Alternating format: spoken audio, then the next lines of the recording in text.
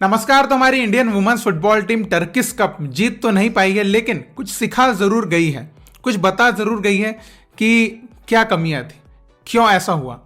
अब देखिए, कई लोग यहाँ पर जो है काफी मतलब निराश भी है कि हमने कोसोवो जो कि इतनी नीचे की रैंक है, मतलब इतने पीछे हमसे, उससे हम कैसे हार गए 1-0 से। बहुत सारी चीजें लोगों के दिमाग में।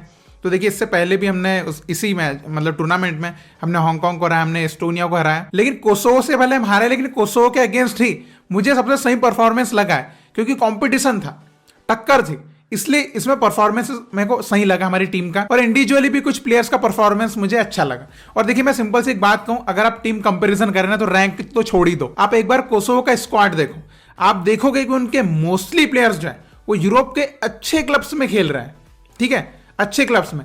अब सेम टाइम पे आप अपने मैच टीम को अगर आप कंपेयर करें ना, ऐसी कंपैरिजन करें कि यूरोप के अच्छे क्लब्स में कोई प्लेयर खेल रहा है, उस टीम के अगेंस्ट हमारी मैच टीम कैसा खेलेगी। परफॉर्मेंस वाइज मैं उतना डिसअपॉइंट नहीं हूं। वो एक जो गोल लिया वहां पे हमारी टीम का बोल सकते कि भाई इतना मतलब छोड़ ही दिया पूरा, वो बिल्कुल इंडिविजुअल पूरा प्लेयर टीम कटा के गोल मार के चली गई, जो कोसोवो की 7 नंबर प्लेयर थी। तो वहां पे फिटनेस या एक बोल सकते हैं लैक ऑफ कॉन्सेंट्रेशन बोल सकते कि फोकस लूज कर दिया, वहां पे लगे रहना था, छोड़ना नहीं था प्लेयर को, उसके ऊपर एकदम टाइट रहना था, उसके साथ मार्क करके रखना था।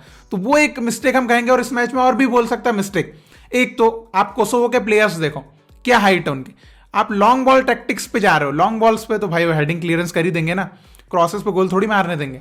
आप थ्रू पासेस करते, आप ग्राउंडेड बॉल्स खेलते, ज्यादा ग्राउंडेड मान लो कि ड्रिवन क्रॉसेस करते, इनके ऊपर में भी चांसेस बन सकते थे। एरियल पे कहां से होंगे भाई, वो इतने ऊंचे प्लेयर है, हमारे प्लेयर्स की हाइट ही नहीं उतनी। तो ये थोड़ा सा यहां पर कोच की बात आ जाती।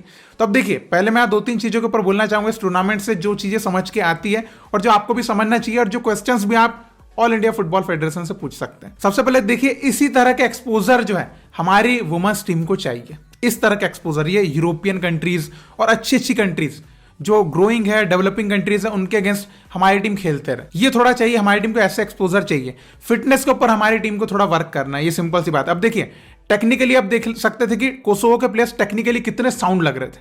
हमारी टीम के प्लेयर्स टेक्निकली थोड़ा सा है ना, वो एक चीज है कि एकदम प्रेशर हो गया या टचेस थोड़े से, तो टेक्निकली दे वर बेटर। अब टैक्टिकली हम कर सकते हैं बहुत सारी चीजें अच्छी, लेकिन टेक्निकली अच्छा करना है तो उसके लिए सबसे बेसिक क्या है, सबसे बेसिक है हमारी आज भी हमारी यूथ लीग नहीं है। तो ये इनको जो रिप्लेस करने वाले प्लेयर्स आएंगे वो कहां से आएंगे। देखो, सबसे पहली बात तो खेलो इंडिया जो है ना, वो गवर्नमेंट की एक लीग है। खेलो इंडिया जो यूथ लीग है वो गवर्नमेंट की है, नॉट एआईएफएफ की। तो एआईएफएफ को अपनी खुद की एआईएफएफ वुमेन्स यूथ लीग होना चाहिए, जो अदर कंट्रीज में होती है। सबसे पहली बात तो ये, तभी वो जो है ना टेक्निकल लेवल को बढ़ा सकते हैं, अदरवाइज मिस्टेक।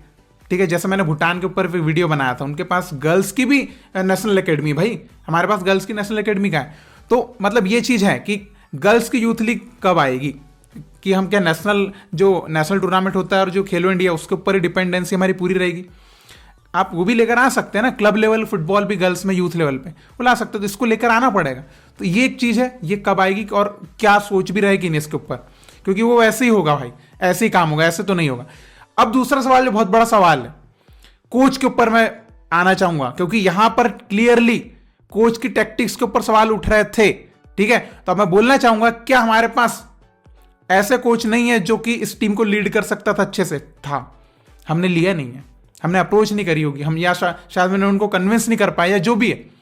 एंथनी एंड्रयूज अभी तुरंत में करंट में अगर आप देखेंगे वुमेन्स फुटबॉल के लिए सबसे अच्छा काम अगर कोई कर रहा है तो एंथनी एंड्रयूज कर रहे हैं। 2 IWL विन कर चुके हैं। अब आप बोलेंगे गोकुलम केरला तो एक तरफा टीम थी, तो प्लेयर्स की स्काउटिंग किसने करी, टेक्टिकल प्लान्स किसने बनाया, टीम को अच्छा किसने खिलाया, कोच ने खिलाया, करेक्ट है। तो भाई उन्होंने 2 IWL जिताया है टीम को। उन कोच को आप इंडियन वुमेन्स टीम का पहले एक बार बनाने की कोशिश थी भी, लेकिन उस टाइम तो नहीं हो पाया था। लेकिन अभी अप्रोच कर सकते थे, आपको इंडियन कोच को ही लेना था, तो आपने एक ऐसे कोच को लिया जिनका कोई ऐसा रिजल्ट या बोलेंगे हिस्ट्री एज अ कोच कोई बहुत एक्स्ट्राऑर्डिनरी तो नहीं थी। एंथनी एंड्रयूज यहां पर बेस्ट थे मेरी नजर में तो, लेकिन उस कोच को नहीं लिया जाता है, या अप्रोच करी या वो नहीं आया, जो भी है उसका खुलासा तो हुआ नहीं है। लेकिन मेरे हिसाब से डिजर्विंग अगर इंडियन कोच अभी तुरंत में कोई है जो वहां पर जगह ले सकता, तो एंथनी एंड्रयूज ही है। मैं आंख बंद करके बोल सकता हूं। अगर आप फॉरेन कोच के ऊपर जाते तो मे बी मैं एक अलग वे में बोलता, लेकिन इंडियन कोच आपने लिया तो उनको क्यों नहीं लिया। तो ये कुछ है कि अगर आपके पास बेटर चीजें है, देन आप क्यों सेकेंडरी ऑप्शंस पे जा रहे हो जब आप एकदम बेस्ट पे जाओ ना। ये मेरा मानना है, क्योंकि वुमेन्स फुटबॉल में हम काफी बेहतर कर रहे हैं, कर सकते हैं। क्योंकि आप देखो अभी सैफ में भी वी आर स्ट्रगलिंग। क्यों? बिकॉज हमने हमारी जो फोकस वो हटा दिया ना, जो और अदर जो हमारे नेबर्स उन्होंने बढ़ा दिया वुमेन्स फुटबॉल पे। सिंपल, क्लियर दिख रहा है। तो ये हमको सोचना पड़ेगा। तो देखिए, टर्किश कप में परफॉर्मेंस के ऊपर अगर मैं बोलना चाहूँ तो हम बहुत बेहतर भी कर सकते थे, और कोसोवो के अगेंस्ट हमने काफी ठीक ठाक खेला है। मैं बहुत ज्यादा बेकार नहीं बोलूंगा, ठीक है। अब आपके क्या थॉट्स हैं, और जो चीजें मैंने रखी है क्या आप भी उससे सहमत होते हैं, या आपके दिमाग में कुछ और चीज है, या आप मतलब एकदम क्रिटिसाइज करने का ही मूड लेके बैठे हैं, तो भी आप करिए। लेकिन हाँ, इंडियन फुटबॉल के लिए आपके जो भी थॉट्स चल रहे हैं वुमेन्स फुटबॉल टर्किश कप का जो आपने देखा होगा, उसके ऊपर आपके क्या विचार, सोच विचार है, आप जरूर कमेंट में लिख के बताइएगा। और इसी तरह आप इंडियन फुटबॉल को सपोर्ट करते रहिए। बहुत बहुत शुक्रिया वीडियो देखने के लिए। जय हिंद, जय भारत।